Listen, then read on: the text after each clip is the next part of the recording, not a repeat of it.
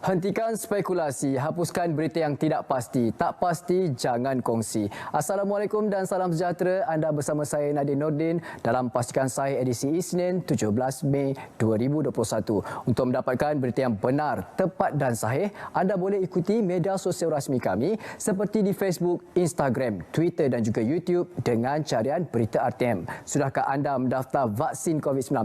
Jika belum, ayuh sama-sama kita daftar melalui aplikasi MySejahtera atau anda boleh pergi ke laman sawang di www.vaksincovid.gov.my dan hubungi talian ini 1-800-888-828. Baik, apakah permulaan berita viral tular di media sosial? Ini perkongsiannya adalah PMO tidak keluarkan kenyataan media berbahasa Inggeris. Perkongsian di portal sebenarnya.my mengenai kononnya terdapat kenyataan media yang dikeluarkan oleh PMO berkenaan pelaksanaan PKP dalam bahasa Inggeris. Menurut kenyataan media, Pejabat Perdana Menteri PMO menegaskan bahawa PMO hanya mengeluarkan kenyataan yang dimaksudkan dalam bahasa Melayu. Mainkan peranan anda sekiranya anda mempunyai maklumat mengenai berita tidak ditentu sah yang melibatkan kepentingan awam mahupun negara, salurkan kepada portal sebenarnya.my. Waspada, laman sesawang mirip laman rasmi. Laman rasmi mana? Masih terdapat segelintir individu yang tidak bertanggungjawab dengan mewujudkan laman sesawang palsu untuk mendapatkan keuntungan. Awas dan waspada, laman sesawang mirip laman rasmi Bantuan Prihatin Rakyat BPR dan menurut kenyataan Lembaga Hasil Dalam Negeri Malaysia LHDNM menafikan kandungan WhatsApp yang sedang tular tersebut. Penerima BPR disarankan merujuk kepada sumber-sumber rasmi dan tidak memberikan maklumat kepada mana-mana pihak yang tidak dikenali. Video tular Stadium Melawati. Perkongsian ini dikongsikan oleh portal rasmi Kementerian Kesihatan Malaysia mengenai video tular di media sosial berdurasi seminit yang menunjukkan orang ramai beratur untuk masuk ke Pusat Penilaian COVID-19 CAC di Stadium Melawati yang dikatakan akan menghuni pusat itu buat sementara waktu adalah tidak benar. Pakar Perubatan Kesihatan Awam Pejabat Kesihatan Daerah Petaling, Dr. Farida Amin berkata, pihak yang menularkan klip video itu telah salah faham kerana stadium itu hanya dijadikan tempat penilaian COVID-19 sahaja, bukan untuk menempatkan pesakit. Faham? Baca dengan betul. Baca, semak dan sebar. Tular di aplikasi WhatsApp mengenai mesej KKM. Masih lagi perkongsian di Facebook page rasmi KKM. Kali ini pencerahan mengenai tular di aplikasi WhatsApp mengenai mesej palsu. Antara kandungan mesej tersebut adalah mengenai Perintah Kawalan Pergerakan Keluarga PKPK oleh Tan Sri Dr. Nur Hisham Abdullah akan dilaksanakan segera SOP PKPK Perintah Kawalan Pergerakan Keluarga. Ia adalah palsu dan anda diminta untuk tidak berkongsi mesej kepada orang lain. Dapatkan sumber berita yang sahih hanya di saluran media sosial rasmi kami RTM seperti di Facebook, Instagram, YouTube dan juga Twitter dengan carian Berita RTM. Waspada, laman sesawang perbankan palsu. Waspada, laman sesawang perbankan palsu mengaburi mangsa dengan minta membuat log masuk ke pautan laman sesawang perbankan palsu yang dihantar menerusi khidmat pesanan ringkas dengan alasan untuk mengemaskini akaun bank anda adalah salah satu taktik penipuan penjenayah siber. Anda dinasihatkan agar tidak mudah mempercayai sebarang permintaan dari individu yang tidak dikenali dan sentiasa membuat semakan varian nama, huruf serta ejaan pautan laman sesawang perbankan di siber untuk mendapatkan pelbagai informasi terkini daripada pihak PDRM. Anda boleh ikuti media sosial rasmi PDRM, pastikan media sosial rasmi baru follow. Tak rasmi, anda boleh abaikan sahaja. Kenyataan media KDN berhubung ancaman Israel. Kenyataan media Menteri Dalam Negeri antara kandungan kenyataan ini, Kementerian Dalam Negeri KDN memandang serius ancaman keselamatan yang dikeluarkan oleh Israel terhadap pemimpin-pemimpin pergerakan pejuang Palestin yang berada di seluruh dunia, termasuk di Malaysia. KDN juga mengambil maklum kewujudan organisasi yang mendukung dan menyokong aspirasi perjuangan rakyat Palestin di negara ini. Sehubungan itu, pasukan Polis Diraja Malaysia PDRM bersama agensi-agensi keselamatan lain telah meningkatkan kawalan keselamatan dari semua aspek bagi memelihara ketenteraman awam dan keselamatan rakyat Malaysia, termasuk warga Palestin yang berada dalam negara. Turut menyeru orang ramai untuk bertenang kerana keadaan keselamatan dalam negara adalah terkawal dan kekal berada di tahap yang baik. Salah faham produk Ivermectin iaitu sebagai rawatan COVID-19. KKM mengambil maklum terdapat pandangan berkenaan penggunaan produk Ivermectin sebagai rawatan dan pencegahan COVID-19. KKM ingin menasihatkan orang ramai supaya tidak mengambil. Untuk tujuan tersebut, berikutan tiada data klinikal bagi membuktikan keberkesanan penggunaannya adalah rawatan dan pencegahan COVID-19. Bahagian Regulatori Farmasi Negara NPRA memaklumkan bahawa setakat ini tiada produk dengan bahan aktif Ivermectin berdaftar dengan pihak berkuasa kawalan dadah PBKD untuk kegunaan manusia. KKM siap siaga buka banyak PKRC. Kementerian Kesihatan KKM sentiasa beri siap siaga untuk membuka lebih banyak pusat kuarantin dan rawatan COVID-19 PKRC di seluruh negara untuk menempatkan pesakit kategori 1 dan 2. Menteri Kesihatan Datuk Seri Dr. Adham Baba berkata, pembukaan PKRC akan dibuat di negeri-negeri tertentu yang menunjukkan peningkatan kes positif secara signifikan sejak akhir ini. Berdasarkan pengalaman semasa negara dilanda gelombang kedua COVID-19 dahulu, KKM dapat beri jaminan untuk mengaktifkan semula PKRC yang ditutup sebelum ini dengan kadar segera. Kesan penggunaan gadget. Beralih pula dengan pelaksanaan PKP 3.0, sekolah-sekolah kembali ditutup untuk mengelakkan penularan COVID-19 dan proses pengajaran dan pembelajaran diteruskan di alam maya menerusi kaedah PDPR. Ini meningkatkan penggunaan gadget di kalangan kanak-kanak dan boleh memberi kesan negatif kepada saraf mata dan tahap penglihatan mereka.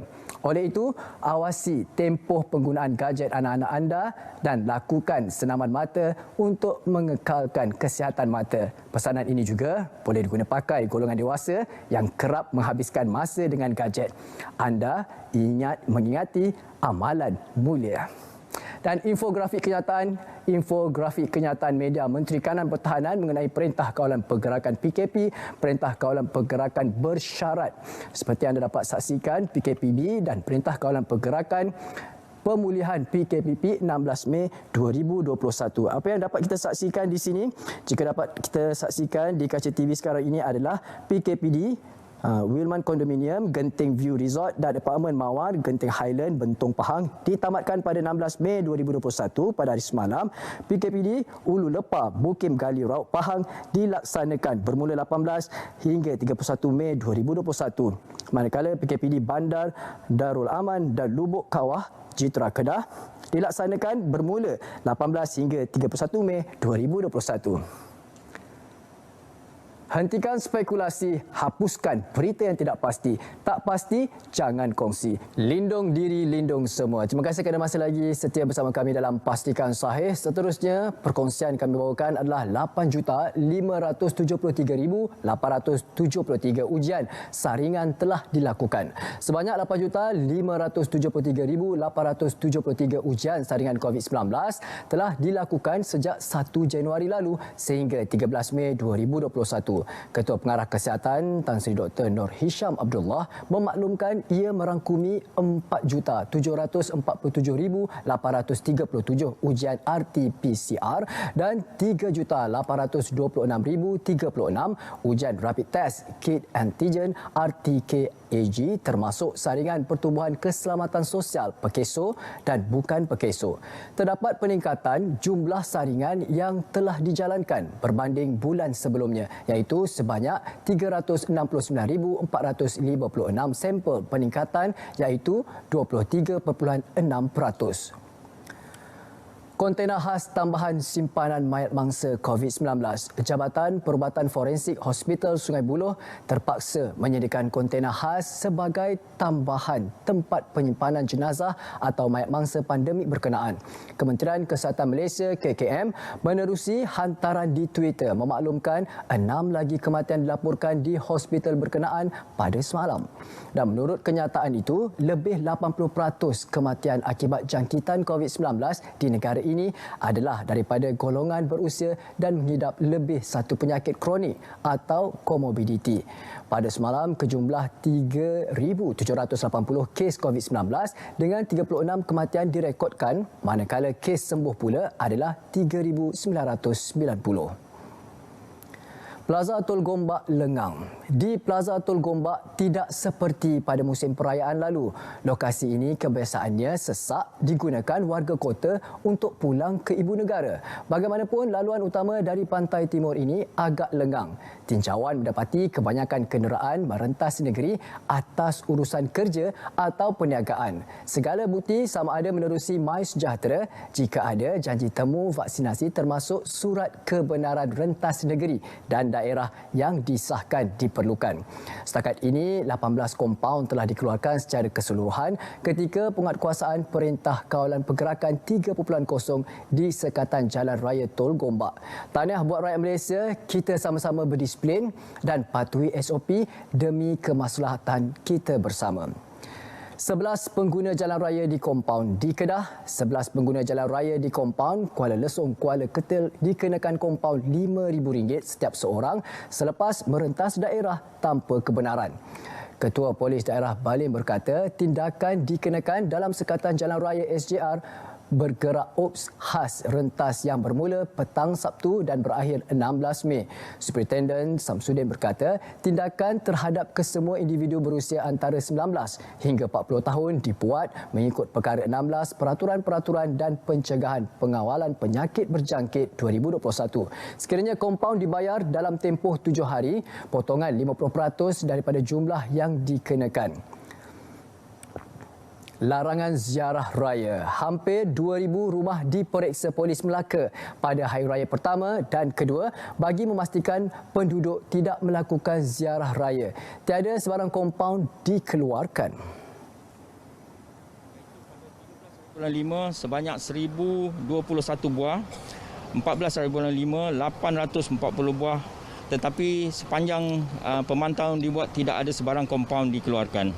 Jumlah keseluruhan yang kita dapati pada keseluruhannya bagi negeri Melaka, pematuhan mengikut SOP yang telah dikeluarkan lebih kurang 98 ke 99%. Penularan COVID-19, SOP PKP di Pengkalan. SOP Perintah Kawalan Pergerakan PKP di Mukim Pengkalan Hulu Perak akan diperketatkan. Ia bagi mengelak penularan COVID-19 dalam kalangan masyarakat di kawasan tersebut. Menurutnya, perincian mengenai SOP berkenaan akan diketahui dalam masa terdekat.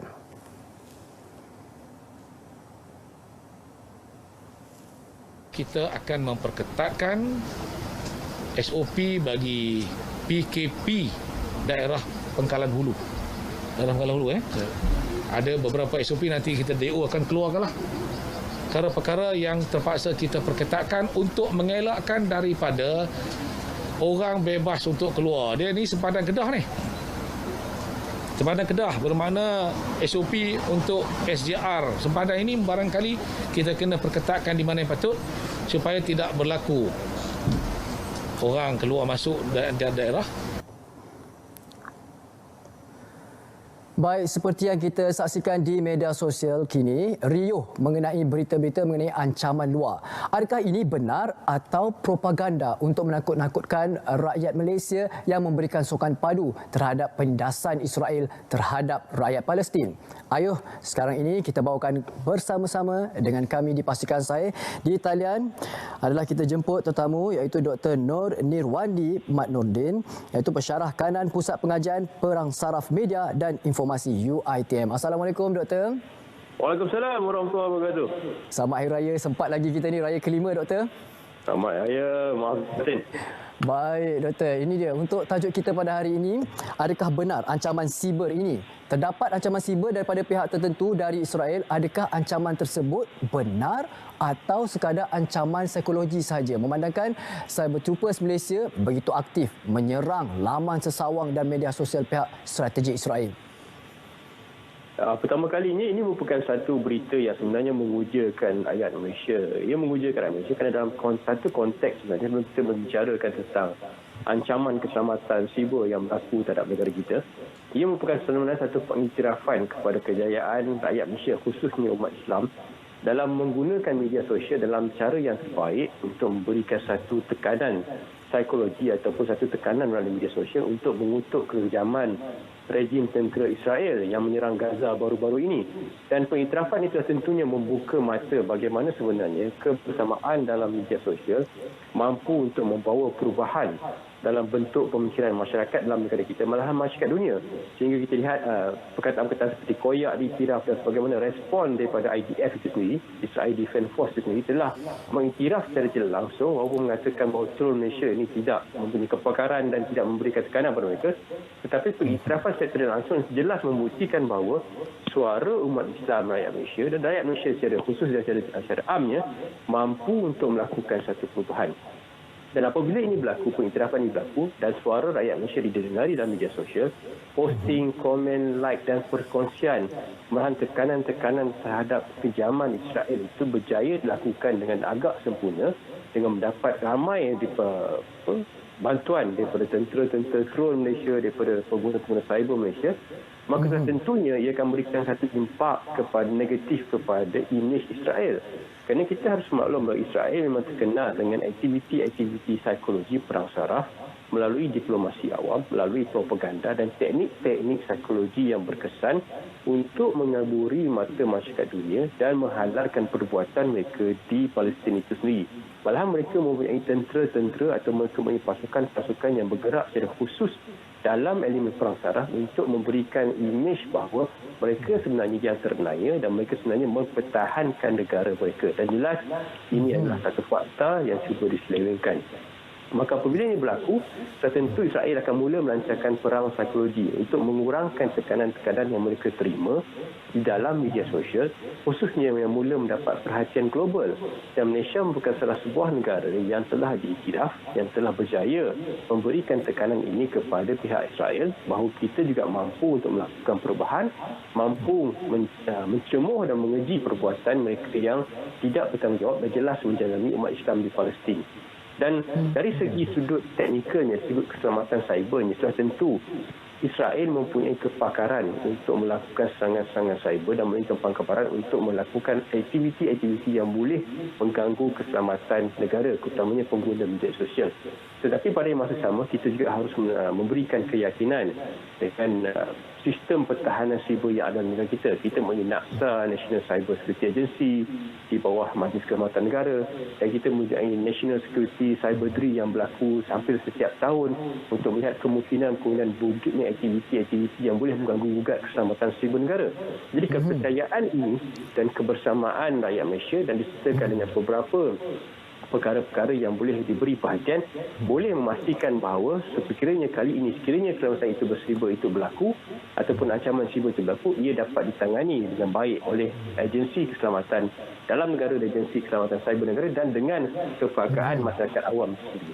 Ya, baik Doktor, tapi inilah persoalan popular di kalangan rakyat Malaysia. Adakah masyarakat perlu panik dengan keadaan ini?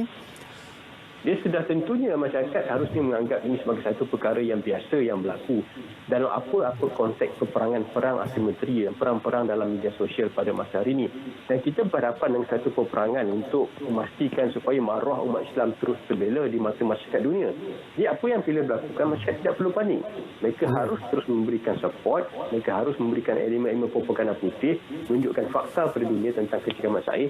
Pada masa sama juga mereka harus mengambil langkah berhati-hati, terutamanya apabila wujudnya satu rantaian-rantaian mesej-mesej tertentu, tawaran-tawaran tertentu yang dilihat boleh berbentuk phishing, boleh berbentuk untuk memancing mereka untuk klik pada laman sesawang-sesawang itu. Mereka harus memastikan mereka tidak klik dalam situ. Email-email yang datang secara spam, datang dengan satu perkara-perkara yang meragukan, mereka harus berhati-hati. Mereka juga harus mengaktifkan sistem password berganda seperti menukar password dan two-step authentication dalam media sosial mereka untuk memastikan perkara-perkara tertentu. Dan aspek-aspek manual pengawalan keselamatan ini juga adalah satu aspek yang biasa digunakan untuk memastikan supaya penggunaan media sosial dalam negara kita, khususnya akaun-akaun media sosial itu boleh berlaku dan tidak diambil ataupun tidak dicerobohi dengan sewenang-wenangnya. Maka itu juga peranan masyarakat untuk memastikan mereka terlindung secara perlindungan kendiri. Di samping kita memberikan keyakinan penuh kepada agensi keselamatan negara untuk memastikan keselamatan siber negara terus terpelihara. Baik, terbaik sekali penjelasan doktor. Sebenarnya banyak lagi kita nak bincangkan. Kalau boleh doktor, insya-Allah Jumaat ini kita panggil pula untuk sudut pandang untuk berkongsi. Baik, terima kasih doktor atas perkongsian. Sama-sama. Assalamualaikum. Assalamualaikum. Baik, itu dia tadi perkongsian daripada Dr. Nur Nirwandi Mat Nordin, pensyarah kanan Pusat Pengajian Perang Saraf Media dan Informasi UiTM. Adakah mereka koyak? Biar mereka sendiri fikir-fikirkan. Terima kasih kerana masih lagi setia bersama kami dalam Pastikan Sahih. Sudah semestinya untuk segmen yang terakhir, apa yang perlu kami war-warkan kepada anda. Jangan lupa untuk saksikan. Untuk hari ini kita ada siaran rakaman bicara naratif dengan tajuknya Perpaduan Negara Kemakmuran Bersama.